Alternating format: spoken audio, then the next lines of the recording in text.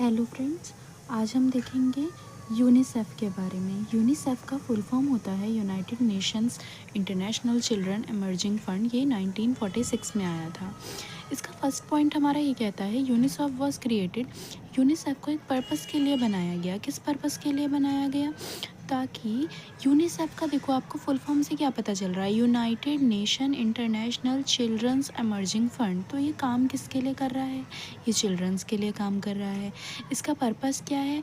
Overcome करना obstacles जो बच्चे की लाइफ में ऑब्स्टेकल्स क्या आते हैं। आप लोगों की लाइफ में क्या ऑब्स्टेकल्स आ रहे हैं? ऑब्स्टेकल्स का मीनिंग होता है, ऑब्स्टेकल्स का मतलब होता है क्या बाधाएं आ रही हैं आपको आगे बढ़ने के लिए। आपको आगे बढ़ने के लिए क्या बाधाएं आ रही हैं, क्या आती हैं? एक नॉर्मल लाइफ में भी अगर हम देखें तो हमारे मतलब एज अ स्टूडेंट हमारी लाइफ में क्या प्रॉब्लम्स आती हैं? पॉवर्टी हमारा साथ नहीं देती। अगर किसी के घर में पॉवर्टी नहीं भी है तो वायलेंस किसी बच्चे के साथ हो रही है, कोई बच्चा बीमार है बहुत ज़्यादा, किसी के साथ डिस्क्रिमिनेशन हो रहा है।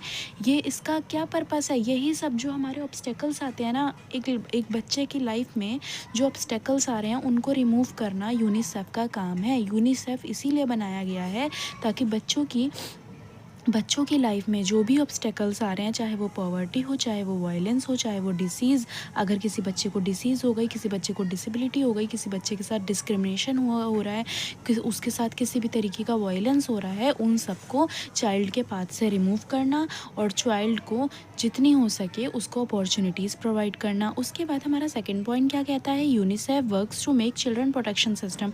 यूनिसेफ एक तरीके का चिल्ड्रन प्रोटेक्शन सिस्टम आप इसको बोल सकते हो।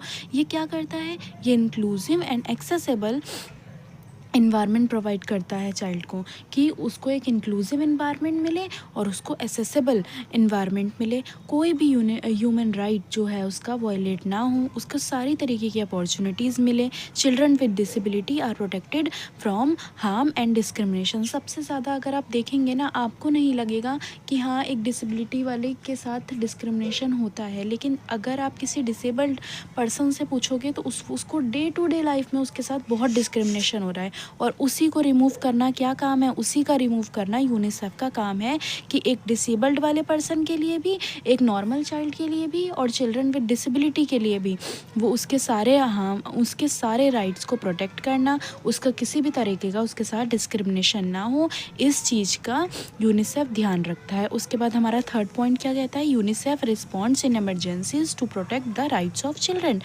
अगर किसी भी तरीके की एमरजेंसी पड़ती है कि हाँ किसी के बच्चे का वायलेट हो रहा है, कोई राइट, ह्यूमन राइट उसका वायलेट हो रहा है, तो उस एमरजेंसी सिचुएशन में कौन